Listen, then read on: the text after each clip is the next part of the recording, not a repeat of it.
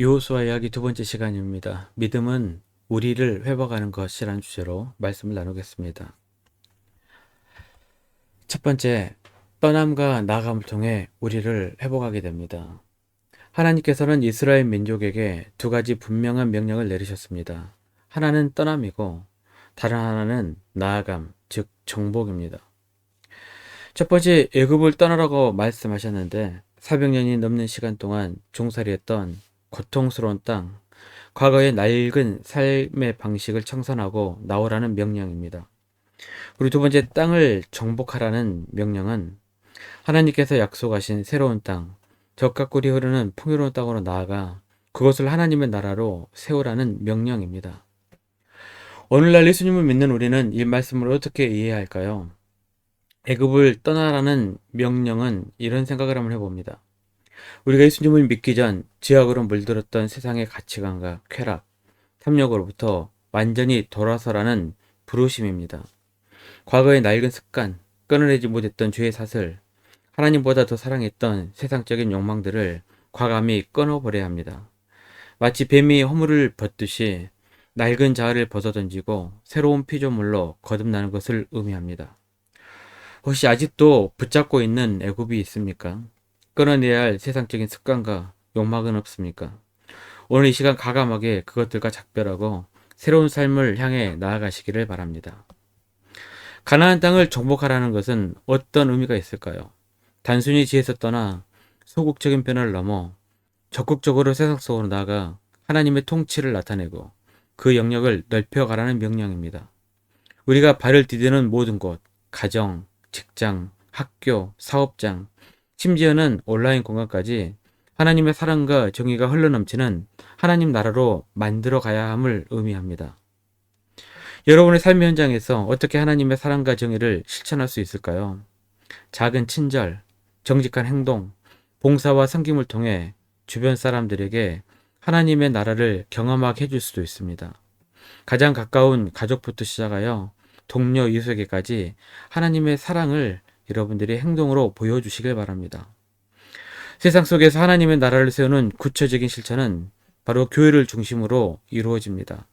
믿는 성도들이 함께 모여 예배하고 교제하며 말씀을 배우고 서로를 격려하는 공동체를 통해 우리는 세상에 보냄을 받아 하나님의 빛을 드러낼 수가 있습니다. 하지만 더 나아가 우리는 각자의 삶의 영역에서 하나님 사랑과 이웃 사랑을 실천하며 살아가는 움직이는 교회가 되어야 합니다. 두 번째로는 평범 속에서 발견하는 하나님의 은혜를 통해 우리를 회복할 수가 있습니다. 여호수아 1장 11절입니다. 진중에 두루 다니며 그 백성에게 명령하여 이르기를 양식을 준비하라.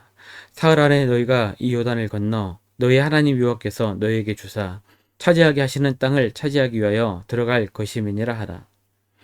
여호수아 1장 11절에서 하나님은 요단강을 건너기 직전 이스라엘 백성들에게 특별한 전략이나 훈련 대신 단지 양식을 준비하라고 말씀하셨습니다. 새로운 시작을 앞둔 그들에게 가장 필요한 것은 특별한 능력이 아니라 평범한 일상 속에서 하나님을 신뢰하고 서로 협력하는 마음이었던 것입니다. 요한은 하나님의 단순한 명령에 순종했고 놀랍게도 모든 백성이 하나 되어 양식을 준비하는 기적을 경험하게 됩니다. 지도자의 불안과는 달리 백성들은 지도자의 말에 순종하며 공동체 의식을 발휘했습니다. 우리는 종종 믿음 생활에서 특별한 기적이나 놀라운 변화를 기대하지만 하나님은 우리의 평범한 일상 속에서 역사하십니다. 숨을 쉬는 것, 밥을 먹는 것, 가족과 함께하는 소소한 행복, 이 모든 것이 하나님의 은혜임을 깨닫고 감사해야 합니다. 또한 공동체의 일원으로서 서로를 돕고 격려하며 함께 하나님 나라를 준비해 나가는 것이 중요합니다. 작은 일이라도 공동체를 위해 헌신하고 협력할 때 우리는 더욱 강력한 우리 공동체를 경험하게 될 것입니다. 세 번째로는 공동체 속에서 함께 수고하고 헌신함으로 우리를 회복할 수 있습니다. 이스라엘 민족의 또 다른 놀라운 모습은 공동체를 소중히 여겼다는 점입니다.